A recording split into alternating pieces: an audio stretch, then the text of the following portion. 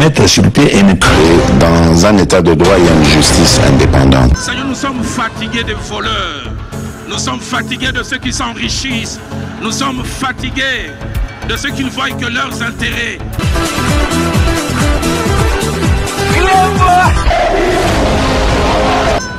Je m'engage à user de tout ce qui est en mon pouvoir pour que les erreurs du passé ne se reproduisent plus et pour que les actions nécessaires à l'avancement de notre pays soient promptement prises.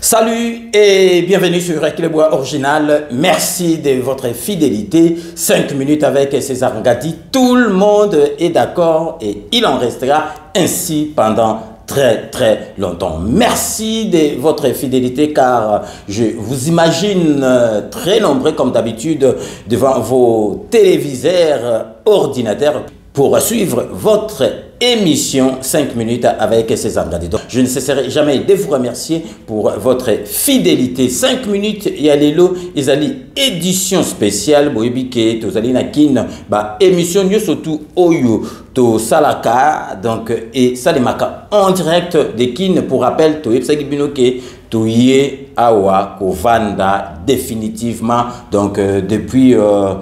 élection législative oyo to zoakité to se décida que vraiment que to vanda sur place to sala masolo nyo surtout ba kinwa ba salaka ba to nyo surtout oyo ba salaka awa to vanda parce que lem sou bato awa ba kolobake bango bayaka kaka pona ba élection ba zuite ba zonge pe ba royal lisusu biso to yé to vanda libela awa parce que to sabino que avant to na ba poto to vanda ki awa izali de l'estage te ou bien ba ngungité ou bien makelele te muto ko kimisa biso to zali ba congolais oyo ezali mboka na biso on est mieux que chez soi na PCP appel na batu oyo ba monique ba koyi ko zonga na mboka ba zonga na mboka to tonga mboka na biso ekokoma lelo poto te mais soki biso batu oyo to utili banda donc to komi ebele awa mentalité pe eko changer soki ozozela kaka ki mboke bonga bongo ya mokole msupe okozela trop batu oyo bavandaka awa baleki biso bato a poto na eloko moko te donc vraiment na lobité que na batu ba déformer ba dire nangate parce que l'internet ça va trop vite donc bolo baté que César Ngadi a lobby que boye na boye bozonga na mboka na lobby oyo azali ko se sentir ou bien oyo aza prêt azonga mboka ko hésiter te totonga mboka na biso donc lelo ndenge bomoni kuna na titre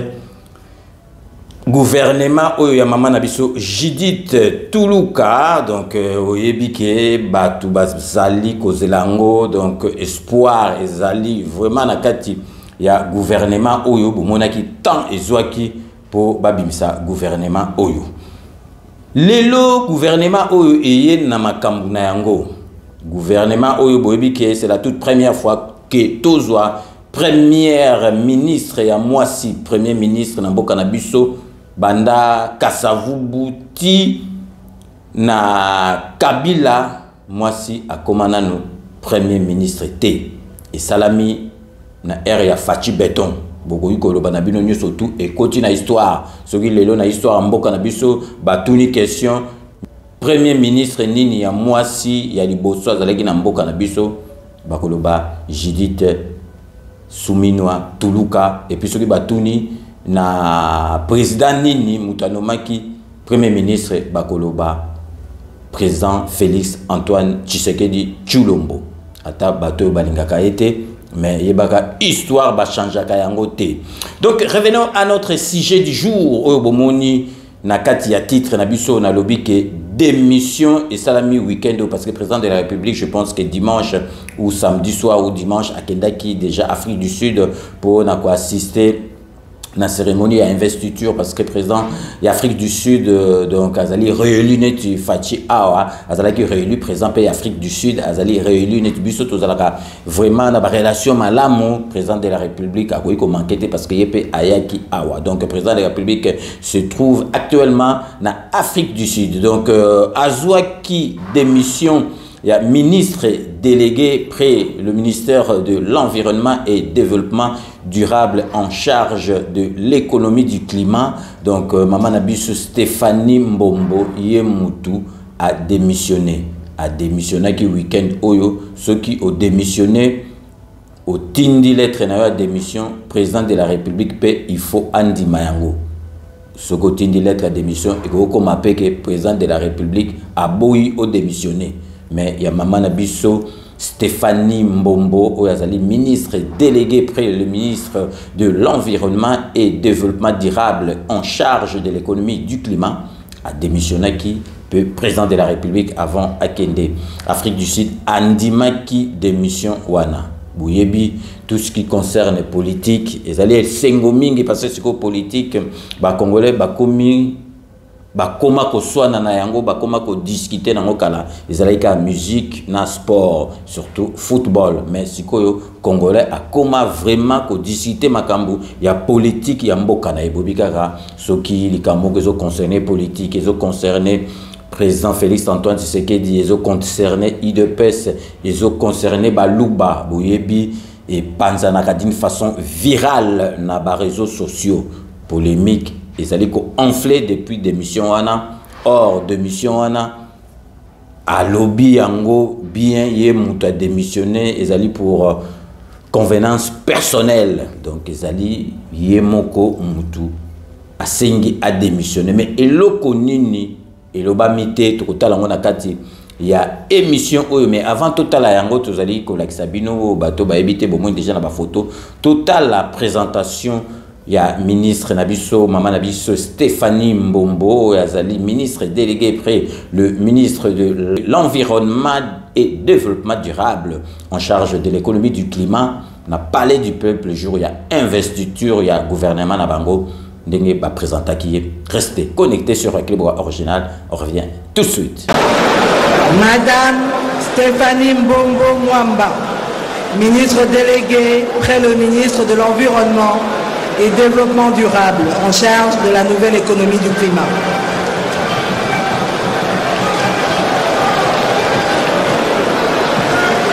Félicitations.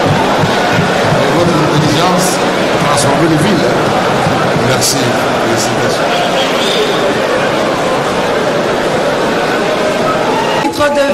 Bilomoko, Bomoni, Maman Stéphanie Mbombo, de va présenter qui est à Epé Liboso, mais on a démission et Zalaki n'a noté, mais tout éviter ceux qui n'a boule n'a Zalaki déjà n'a boule wana tout éviter. Donc démission et Zalaka n'a ba autorité n'a bisoté. Bazali n'a habitude wana te ya ko démissionner. Or que zali option moko ceux qui au moni osa d'accord te puis eloko moko ezo gêner na musala na yo ozali na droit ya ko démissionner. En Afrique vraiment ezalaka mingi te surtout awa na Congo parce que ba autorité na biso ceux qui ba nommer yeboul mingi na lobi nyoso touté hein donc ba exception ezali mais mingi ceux qui ba nommer boul na ye aya ko baka na ela mususu aya ko fakola nela ya ono bomonaka soki ba nommé mutu bazotiaye ba poudre na mutu on dirait zui examen d'état ou bien zui donc bac ou bien zui diplôme moko donc esengo oli ba banga ba responsabilité de tout monde na ba école mususu soki ba nommé au vandi calme ozoko banga responsabilité ozali kolinga vraiment honorer nomination na yo mais biso donc ezalaka fête donc famille ba master na ye moko azo boule donc na koyiba combien yango no moni démission ezalaka na mitu na bangote donc ata zo sala musala mabe ata donc makambango eza bien te mais ya ko démissionner te ye boule na ye donc abaka likonda na ye ti na suka donc vraiment to monaki bino moko ke bokanza te ke démission ezalaka kaka boy buntu mususu oko boula démissionner boy donc botalaka donc premier ministre Oyo Fachi Beton à heure Oyo azo qui pouvoir donc boyebi qui a évité qui cohabitation à celle qui coalition donc premier ministre azalaki wana ezalaki donc parti Oyo et les gars qui na masolo na kati ya parlement yé mutu abimisaki premier ministre tozalaki na papa na biso Ilukamba donc tozalaki nyoso a démissionné mais boyebi que père wana a piklaki na marque moko donc aboyaki pour bomonake masolo mususu bakolo bo démissionner mais au boy ko démissionner vous appelez au démissionner au tindi lettre à démission président de la République à boy bomonde to soufaki na ilukamba a pitlé tina suka ayaki amoni moyete ayeko démissionner mais père wana so tele longi na et longi mo neti ba sango mais grand fa quoi donc assis ça donc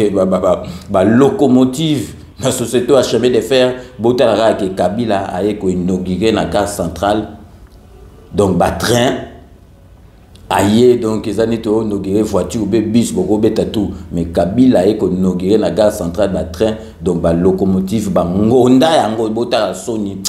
niveau ezalaki Congo na biso po batu musu ba mona on est dit sekito witi musika bongo batwana comment bakoki kolinga Kabila te bota kutu Kabila bandolo baneki mbe bazo buleka ka ba azonga Kabila zonga parce que niveau oyo Kabila bando tika bango ba yibalara l'état ezalaki jeté bota ka représent yeo ayeko inauguré il fallait ata amata na trango ebeta tout donc ba locomotive ezate ba ngonda nyoso ayepe aye na normal atiki na yepe donc salipe et locomo côté na muto yebi yango na tozana sengo na ministre de justice asika Constant Mutamba na ba décision oyo azu batu musu bazol ba osala te kaka makelele bonabo to se pela sala ngo parce que ça n'a intérêt en mboka on en a marre de voleurs balope ke to yokaki donc nungu kuna pe na ministère ya justice donc avant signer procès verbal aboya ki kutu parce que makambo ezalaki clair te maman azalaki wana donc ba laro ezali ko mona naté na masolo belé donc ministre Mutamba lobaki a ko signer na procès verbal te zoaki temps to kozongi la ngotong to zo penza belle formation oyo esengeli to zwa elongi na solo baki ya ilukamba premier ministre wana elongi moko zo remarquer neti ba sango mais grand fa quoi yango bomona ki tia bandoko pitla zo mona ke soka longo enoki a ko décevoir Kabila donc yango babaka les apparences sont souvent trompeuses na monaki yango penza et s'avérer vrai na elongi ya papa na biso Ilukamba donc vraiment batu oyo wana na ebisi bino basala na Kabila baretaka Kabila pour Kabila zane écoute na boule moko susu tazonga na mutungiso ya pouvoir a pema na ye pepele donc banda mukile banda toka abima na ye soka kendane ba chikine depuis kendane na Afrique du Sud azonga na été donc tout le monde a payé te to ebite soki ezalaka ya solo donc vraiment lelo tozali kolobela bino démission oyo ya mama na biso donc Mbombo Stéphanie Mbombo oyo awiti ko sala mais na ebisi bino ya ba type oyo ya ba démission ezalaka ya ndenge na ndenge oyo neti ya mama na biso Mbombo ye moko alobi yango ezali pour des convenances personnelles ezali donc ba raison na ye moko etindi ye a démissionner to éviter à côté na détail te pona nini donc ko ça peut démission mususu osali mbeba moko ya haut niveau donc ba moni que ceux qui ba longoli ko reverser neti masolo et ko pesa faux na gouvernement soki ndenge nini ba lebiso ka yo moko ke ndeko démissionner donc ezali yo mto lingite mais par rapport à mbeba oyo osali donc ba couvrir en kaka na marque ya démission et puis sikoyo démission mususu donc ezalaka yo moko neti maman na biso bien en convenance pour convenance personnelle les mususu ye ba boule oyo zalaki na ko na budget na yo ya ministère na yo pour sala musala donc siko komi ko senga ngo donc bazo pesa ote omoni ke pour vraiment au sala musala oyo esengelaki au sala ozoko kate donc au démissionner les alliés faisables les alliés faisables mais na yebisi bino ke démission ezalaka couranté na autorité na biso ya mboka ba africain en particulier ba congolais démission coûte donc ata ba pesa ki li condamné ata ni yazo zila kaka li konda moke kota na ba honneur ya kotambola ba jipa na cabinet ti ba ndeko na union surtout ndeto monaki na Kabulu mona Kabulu oke ye penza technicien à sport mais asali eloko moko ba batu ba bandaki ko s'attendre na yete mais boyoki polémique ndenge ezali ko enflé na ba réseaux sociaux ndenge bazali batu soki kaka boyebi makambo etali Félix Antoine Tshisekedi etali pouvoir ya Félix Antoine Tshisekedi batu bakoma ko loba ebele toyoki donc il faut tozwango au conditionnel Donc démission il y a maman na biso ils allaient par rapport il y a récente visite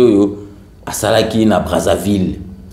Balobi ke a démissionné parce que Batindi a démissionné parce que bako proposé poste mususu a démissionné pour na esika wana bacha ministre oyo balobi ke na kati ya gouvernement wana maniema ezali na katité. Donc ebisi a démissionné donc barotie poste côté mususu biso kutu tozo boulé kutu batu mususu tozo boulé penza ke bako démissionner bazo démissionner te ba piquer mais donc Stéphanie Mbomboye a poni na démission. Donc Marc Katolobi ke polémique ezali ko enflé mais balobi lususu toyoki ke récente visite na yakendaki na Congo Brazzaville et pas ya Sassou Nguesso balobi ke tozolo bango conditionnel ba faute grave aurait été commise de sa récente mission à Kendaki na Brazzaville. Donc vraiment tout ça li koyo kakaka mais ce qui est vrai bokanga na mutu na bino que a démissionné tout la bino audio moko tozwa ki yango oyezali ko parler na démission ya mama na biso Stéphanie Mbombo lettre naye ndenge ekomaki oyekendaki et pas ya président de la République oyo andimi démission naye. Voici ce qu'elle écrit sur son compte X. Pour des raisons de convenance personnelle, j'ai pris la lourde décision de déposer ma démission. Je réitère ici ma loyauté déterminée. Je lui suis infiniment reconnaissante pour les responsabilités d'État me confiées. À la première ministre Judith Suminwa, ma gratitude pour le choix posé sur ma modeste personne. Je souhaite un franc succès au gouvernement. Que cette œuvre commune, nommée République démocratique du Congo, nous passionne et nous challenge pour réussir un avenir prospère conforme à la vision du chef de l'État. Binomoro boiti kolanda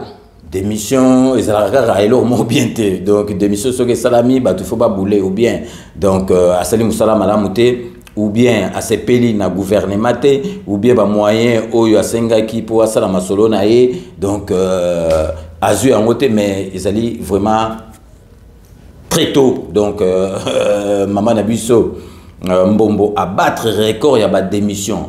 depuis ba nomaki donc ezali même pas un mois à jeter l'éponge donc à l'ubi pour des convenances personnelles toyoki yango décidé que ceux qui ont démissionné il faut bandima yango et puis ceux qui paient donc makambeza bientôt au koki ba koko yepso démissionner au boyi aux appels na droit ya koboya donc vraiment to teneki na kati ya émission oyo to lobela yango parce que to kokaki ko legisango bote to bisaki bino ke to zaki na ba problème pendant 3 jours suite na ba petit souci technique to tournaki émission te mais sikoyo to zongeli yango donc avec cette démission ya gouvernement ya maman na biso Judith Suminwa Tuluka donc ezali siko ko compter 53 membres parce que bazalaki 54 membres na kati ya gouvernement wana mais siko na démission ya mama na biso Mbombo batikali 53 membres. Donc yango na to tenaki vraiment que to lobelango na kati ya émission na biso avant to conclure émission na biso toza na dossier moko boye et pesi biso pasi na mawa na motema sélectionneur to sélectionneur des arbres pour battre belé awa na kisasa ou bien na baba des sabres non on est ba combo to vani na en France eza es moko le binet eza to lobi arbre aussi des arbres donc eza des sabres étaient comme des arbres donc ba lobi que azali na 6 mois il y a un payé à salaire na ye Congolais mais to kana soni kabulo zalaki wana hôtel makambo te vraiment Moutazo salama solo moko donc entraîneur oyo tozu expatrié à Paris Bengazalaki mwana mboka entraîneur openza oyo étranger à Mundele oyo azo salama kambo tala ndenga mebiso na Coupe d'Afrique tozalaki na 0 point aya matibo tala makambo donc équipe na biso ko mpenzo zo sentir donc ba pesa pesa ba passe ba bandi na sima 1 2 3 4 passer équipe na biso kala po ba pesa passe ata moko ezalaki passe mais toyo kapenza ke sélectionner na biso donc il y a français des arbres azana 6 mois il y a impayé. Mais tout quand on sonne, oh, pourquoi Congolais toyo kaka sonité na ba niveau moko boy toyo kata soni et là on a comprendre te ndengeni nandima ki ba renouveler contrat na ye au moment où azaki na 6 mois impayé ngana bulega ke azwaki dernier lito il faut Congolais atala masolo oyo président de la République kota makambo parce que yo moko yebi masolo foot donc tokoki ko sala sélectionneur au boyete totika président de la République kota makambo oyo za makambo soni. Ils ont vraiment ma cambasoni tant ngai na moni yango na regretter na niveau mona bia congolais ndeni ba zo sérieux ndeni ba zo biso sérieux tozali na ibenga ata ba do payer tazani ka mona mboka mais ils ont raison té mais tout tika bagé parce que sélectionneur entraîneur équipe nationale les léopards des arbres masolo azali ko sala tout le monde est d'accord que vraiment azali ko sala musala ne makazi ya to sengi vraiment na kati ya émission na biso ya 5 minutes président de la République yomoko tala dossier ya entraîneur na biso sélectionneur na biso ya léopard parce que il ne mérite pas ça. Donc vraiment tokomi nasuka ya émission na biso donc mission na biso zalaki o tozali ko yebisa bino démission ya ministre na biso Stéphanie Mbombo à lobby pour des convenances personnelles tout tika ko polémiquer suka zaki na makamba ko loba alingaki ko loba. Donc démission tout c'est la coûte donc aza maman moko courageuse azali maman moko boye donc il faut tout féliciter parce que démission na ba congolais à la raté a vous préférez ata musali zo sala malamo mabe donc yekuta zakuna te tant que condamné zo kota na ba cop na ye apemi na donc yango na lelo vraiment to tenaki to lobela bino na kati ya édition spéciale à lelo donc démission ya maman na biso ministre Stéphanie Mbombo donc to komi na suka ya émission na biso ya lelo édition spéciale. Restez donc connectés sur Reclebois Original pour la suite de nos programmes.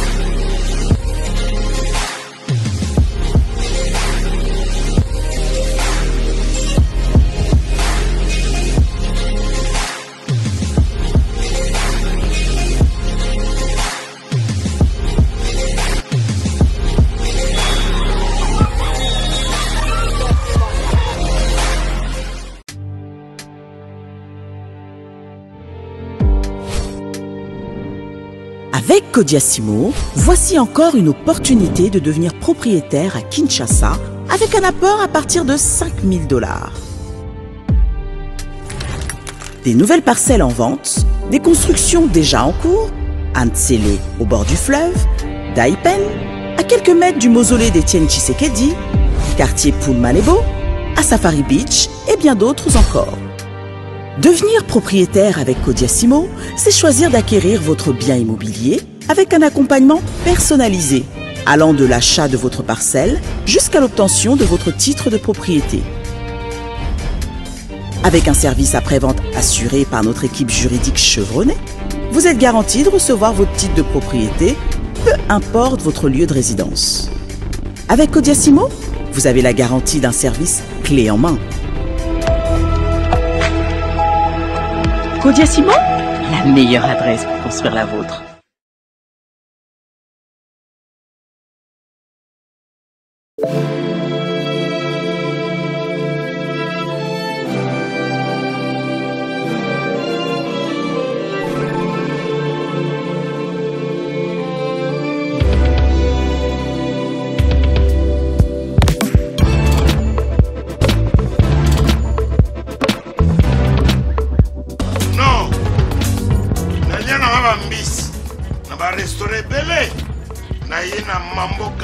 aussi na côté poisson. Dans la mbisi pe ya mwana te, haza minere te, haza mukolo. Donc liango familial, botondi, mbisi basangisa na crevette. Kaka ya mbisi, basangisa na makemba, basangisa na poivron, basangisa na céleri, basangisa na pomme de terre, basangisa na munganza. Donc mbisi azu vitamine, basali susu, na ngulu, basali susu, makayabu, brochette, otobengi kamundele, mayebo. Depuis le nous sommes Mboka,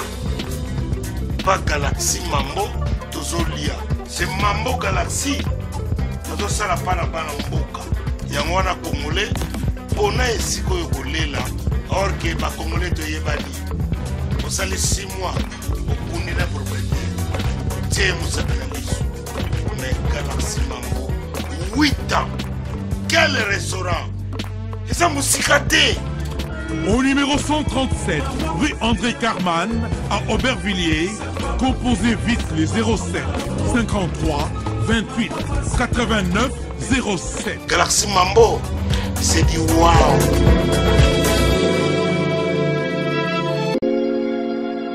Sepela TV ezali décodeur ya Banamboka. Sepela TV différence nango ezali na ba décodeur mususu o tozalaka nango na kati ya ndaku. Sepela TV botala ngo ezaka mukie. Eza mukie olingi ko voyager ozu yango o voyager nango. Parce que ba décodeur o biso tozalaka nango evandika na ndaku mais Sepela TV déjà eza mukie botala ozu o koltia ngo na poche na kosi na poche à veste o voyager o memi yango partout dans le monde ici kazo kende. Donc ozaka na besoin ya câble HDMI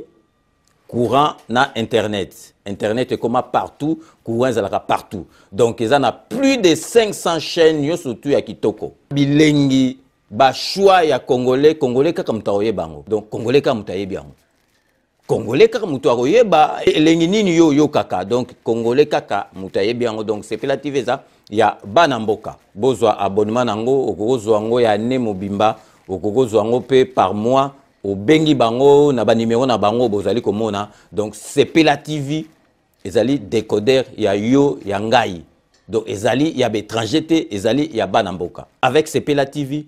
tout le monde est d'accord et il en restera ainsi pendant très longtemps. Bienvenue dans le monde de Sepela TV. Sepela TV est le décodeur qui vous permet de suivre les chaînes du Congo en direct de la diaspora. Chez Elbito Coiffure, toujours, ça marche comme ça là, avec la télévision là. Toujours.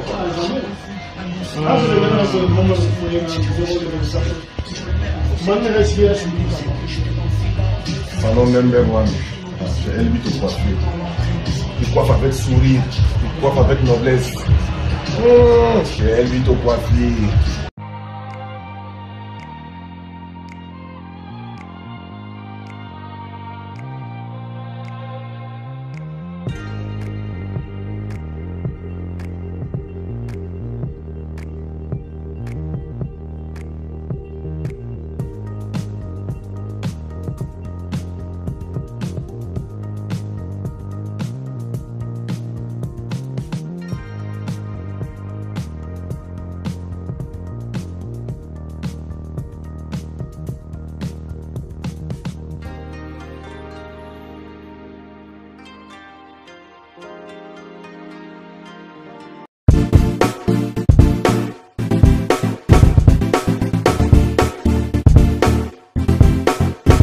On doit mettre sur pied et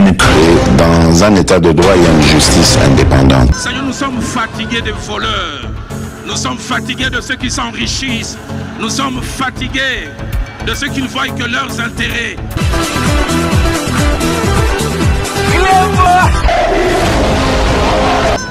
Je m'engage à user de tout ce qui est en mon pouvoir pour que les erreurs du passé ne se reproduisent plus et pour que les actions nécessaires à l'avancement de notre pays soient promptement prises. Clément